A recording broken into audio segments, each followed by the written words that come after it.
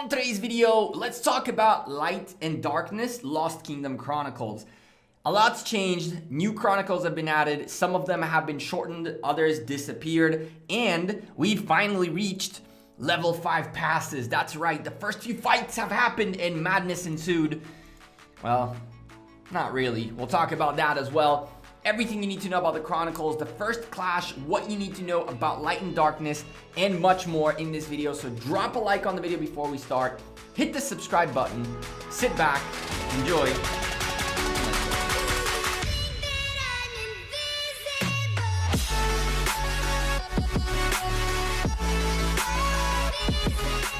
Hey there YouTube, welcome back to Gekko Gaming. We are on Darkness Day once more, and today let's talk about Twilight. Here's the deal. We are about 12 days into Lost Kingdom Light and Darkness. This is the 12th day, and man oh man, quite a bit has changed. So let's start talking about the Twilight itself. Twilight, for those of you who have not played Rise of Kingdoms before or new to this whole Lost Kingdom concept, there are these different chapters throughout the event that open up as time goes by, and the more time goes by, more functionalities, mechanics, as well as areas of the Lost Kingdom map open up. And so this is essentially your timeline for the event. Now, we have been used to certain timeline chapters taking more than others, but in Light and Darkness, I have yet to see a chapter that lasts longer than 2 days. As a matter of fact, we have 21 total chapters in Light and Darkness, which, if you say each one of them is 2 days long, falls exactly on the 42-day timeline. Now, of course, it's not exactly 2 days per chapter, but I've definitely noticed that, the longest one yet has been 2 days. It usually starts off with the first steps. A total of 25 alliance forts were built between all alliances in Lost Kingdom. When this pops up, that's when really the timeline begins. The first chapter has a certain time limit per se, but as soon as everything is set, 25 alliances put their forts, it instantly goes to the next chapter. This is how you have certain Lost Kingdoms that have a little bit of a time difference. So I've noticed that one Lost Kingdom has their level 5 passes open up 2 hours before another Lost Kingdom. The way that happens is because of that first chapter. But other than that, every single other chapter has been 2 days long, and it doesn't matter whether you finished it early or not. So the way this works is, again, you go through time, slowly and steadily unlock your Crusader Fortress, your level 6 Barbarian forts, your level 4 passes, from there to the Hierons, and then the level 5 passes going towards Ancient Ruins, level 7 Barbarian forts, so forth and so on. You get the gist. More and more buildings and functionalities and accesses to the map unlock. Now, I am in TKO. Shout out to TKO from 279. They have not been part of this, so that's why it's unreached, but not a big deal. As you can see, there are a bunch of alliances in here that did go in and catch these different Hierons, and this is the Hierons, and opened up passes and so forth and so on. Level 5 passes did open up. We're going to go look at some action footage from there as well. There has been a small change to the level 5 pass, and we have the scout reports and everything in the Discord, which is linked in the description down below. All you have to do is go to the Game Access channel, hit the swords icon to get the Rise of Kingdoms access, and from there, in the Lost Kingdom channel, you'll see everything you need for Lost Kingdom, including the change to the level 5 pass that happened, which was significant. It was significant, a 25% increase, to say the least. It was a big change, and a big alliance got caught off guard because of it. Not the biggest of deals. You'll see that in a moment. So what's changed? Other than the fact that now you need to hit less barbarian forts. I believe it used to be 100 barbarian forts instead of 50 because the time went down from 4 days to 2 days. If I'm not 100% sure whether this was 50 or 100, but regardless, this chapter, for example, used to be a 4-day long chapter. Now it's a 2-day long chapter. And if I'm not mistaken, barbarian forts are spawning much more than they used to.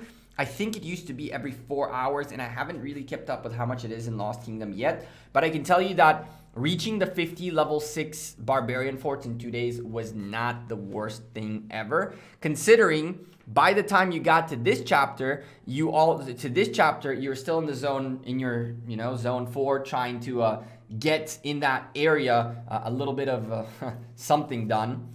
Now, one thing that I had mentioned in a previous video is that it seems to me like the Lost Kingdom Zone 4 has gotten smaller, but Naiko from Kingdom 93 pointed out that it's actually much bigger than it used to be. I didn't see that at all, but she is the queen really, of everything that has to do with territory, flagging, and all that good stuff. So if she says it got bigger, I'm taking her word for it. She is the master of all that. And so getting the forts was not that difficult. It was doable. As you can see, TKO got it done as well. And I'm pretty confident that people got stupendous amounts of forts. And I think this still keeps counting the forts after it ended and Alliance disbanded. That's actually pretty cool. Anyway, what is there to say about the Chronicles? First of all, they're shorter. Secondly, there are more of them now that there are more passes. And it seems that it's pretty much everything there is to do in the game. Now, we'll go over to the footage of that level 5 pass, which I recorded on the phone, so things are going to change in a second. But once that happens, we'll go take care of, we'll talk a little bit more about, I don't know, in general, what's going on in this Lost Kingdom. All right, so level 5 passes are being rallied. As you can see, we're on the mobile footage, which is why everything changed all of a sudden. Don't panic, it's okay. But here's the thing. First of all, there was a change to the level 5 passes, which you'll find in the Discord down below in the report. It pretty much made it so that the level 5 pass is a little bit harder to get, and it actually caught a couple of alliances off guard. It's not the biggest of deals because getting early access into this zone is really not that important, as you really cannot build anything in here. So what ended up happening is that, as you can see on the screen, the folks of Kingdom 279 got their pass pretty quickly, and then they just poured in. They poured into the zone. The folks of FCK had a little bit of a slip up, and it took them a second rally to actually get it done. Not the biggest of deals. It really didn't matter, but all that ended up happening is that the folks of 279 managed to pour into the zone a bit faster, and that's about that. It really didn't impact the game as much. As you can see, HO3 got their pass already. The folks of LFAM had access to that pass as well. Down here, DG had their pass going, and they already have it. FCK also have access to that area as well. And we went to take a peek at the other side as well to see how they are doing in their pass taking. I noticed here that LFAM and Pokemon also have access to this area. Maybe it is to help out the folks in blue and reinforce them a little bit. I don't really know, but they did bring up an interesting point, which is you have the ability now to put your own fort in the other side, and potentially the folks who are the A team, the stronger team, to go help out the weaker teams, the weaker aligned kingdoms in their fight. Now, as you can see, all that ended up happening here is because the folks of 279 had a little bit of an edge on getting in first, they gate kept Kingdom 283 for a little bit. And the reason I say gate kept is because they can't take the pass away from them. You can't really get to the pass in time to spam level 1 troops to not let them in. And so essentially it was like, okay, we'll wait for you guys to go and then we'll come in. And that's pretty much what 289-83 did. Now, a lot of folks think, well, why didn't they come out and fight? We want to fight. But truthfully, look at what's going on here. Look at the outpour of troops. The folks of FCK did come out to play a little bit once things got quiet, and DG as well as FCK as well as 283 and 279 went on to fight for a little while. There are some rallies that you'll see in a bit, some reports and all that good stuff. But in all honesty, this is very underwhelming. And I'll tell you why. In a previous video, in which we've talked about this zone and about the map layout, which you can find in the description down below in the playlist about light and darkness, we've talked about the fact that, first of all, you cannot put any construction whatsoever in these zones, only open field combat. You can, however, as you can see, random port into that zone, and then from there, get rallied as soon as you unshield. I don't really think that this works. I've mentioned this before, and I'll say it again. The zone is way too small. So on top of the fact that you can't build in there, most people's devices cannot handle all the craziness that goes on the open field. I have a Galaxy S10 Plus, and even that was really struggling. It was very much struggling to do anything. Everything was so laggy. And so this level 5 pass zone with the ancient ruins, on top of the fact that I highly doubt anyone will ever be able to get an ancient ruin in their favor, is really just a place where you can random port, get rallied, rally someone who random ported, and that's about that. The open field combat is really not worth it. It's also not fun because it's lagging like crazy. You don't get any objectives other than kills and deaths and spending your resources. Most people came into this crazy fast wanting to fight, and it's a couple of days after. I can tell you that every now and then some people get caught off guard, random teleporting, and then these things happen. But other than that, it's just dull. It's a lag fest. In between who wins either side who fights, the answer is neither. Lag wins 10 out of 10 times. And to make things even worse, because you can't build, there's absolutely nothing you can do in there but either random port and get rallied or die to lag.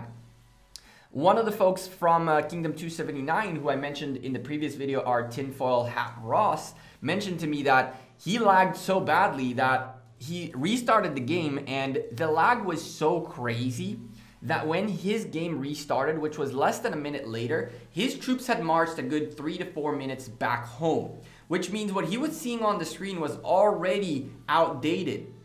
In 1 minute, the march made it back home, which had a 2 to 3 minute march time. And so you're seeing some crazy nice reports, and DG came out swinging, and Ross, talking about him, there is his report right there, came out swinging, and 279, 283 came out looking for a fight, but really didn't find it here. I still stand by what I said previously in one of these videos, which is you will not see any action until the last zone. And I'm very scared as to what is going to happen in that last zone. Because first, it's very small. It's gonna get 8 kingdoms in it. 2 kingdoms in here, and even worse, 2 alliances, because you know the passes are based on an alliance. It's not a kingdom pass. So the 2 alliances in that small ancient ruin zone is already lagging the heck out of everything. How on earth are 8 alliances of 8 kingdoms going to be in that last zone? That I don't know. But Dead Rose really picked up a good few kills in here. War Titan is about to pick up a few good kills in here. They also took a little bit of a beating in return. It's not that one side is right now stronger than the other or has an advantage on the other. Both sides are kind of just trying to do something and get an advantage and kill things and fight. But on the other hand, it is so bad and laggy that I really don't think we'll see much action until the last zone. We'll talk again when the last zone opens up. We're going to keep up with all of these events, and all the data is being gathered as well as the timelines and all that good stuff. But for now, what I can say is very underwhelming fighting. You're going to have to wait till the end. Lag is going to be crazy. If you don't have a high-end device, you are screwed. Not looking very good at all. What do you guys think? Leave me a comment down below and let me know. We'll keep watching these rally reports, because there's a bunch of them that happened while I was asleep. But again, all of these folks are really people who either wanted to get rallied, fell asleep in their freaking bubble went down, their shield went down, or even worse than that, there are some people who quite literally thought they were safe, and you're definitely not safe. Definitely not safe. I've seen one person who sent marches out to the open field and got rallied because of war frenzy. Listen, Things are crazy in this Lost Kingdom. And honestly, I figured we're gonna have to wait till the very end to give a proper wrap up. But for now, I'm not impressed. What do you guys think? Leave me a comment down below and let me know. I'm Gekko. I'm out of here. Thank you guys very much for watching this video. Don't forget to drop a like on it before you leave and subscribe to the channel if you haven't yet. We're going to keep covering Light and Darkness extensively on this channel. So make sure you stick around and you have that notification bell turned on to know when the next video comes out. And I'll see you sooner rather than later. Take care. Peace.